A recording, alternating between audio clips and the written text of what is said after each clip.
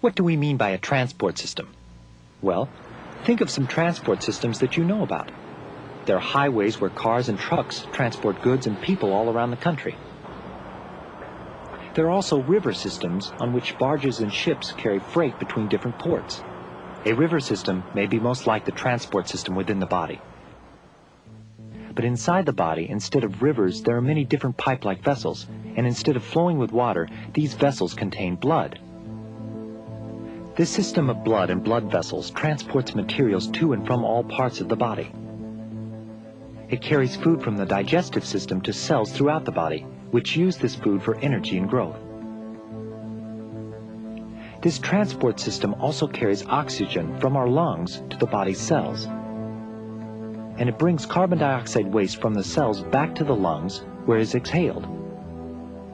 Besides helping to get rid of carbon dioxide, it takes other waste to the kidneys. Acting as a kind of disposal system, the kidneys remove these wastes from the blood and excrete them from the body in the form of urine. Let's take a closer look at the different types of vessels that are part of the circulatory system. The vessels that carry blood away from the heart are called arteries.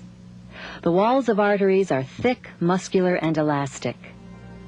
With each beat of the heart, these walls stretch as the heart pumps blood through the arteries. After the blood passes through, the walls relax. This regular stretching and relaxing of the artery walls is called pulse. You can feel the pulse of an artery in your wrist. Feeling your pulse is one way of seeing how fast your heart is beating. Different kinds of vessels carry blood back to the heart. These are called veins. Veins are thinner and less muscular than arteries. Blood moves through the veins because muscles in your arms and legs squeeze the veins, forcing blood through valves or gates. When muscles relax, these valves slam shut, preventing blood from flowing backwards away from the heart. Arteries and veins are linked by a network of tiny blood vessels called capillaries. Almost every cell in the body lies next to a capillary.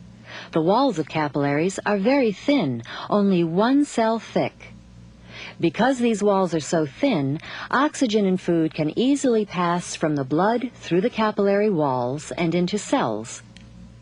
At the same time, wastes, such as carbon dioxide, can pass out of the cells into the capillaries. Capillaries are so small that they can only be seen with the help of a microscope. But together with arteries and veins, they form a network so vast that if all the blood vessels in the body were lined up end to end, they would stretch for tens of thousands of miles.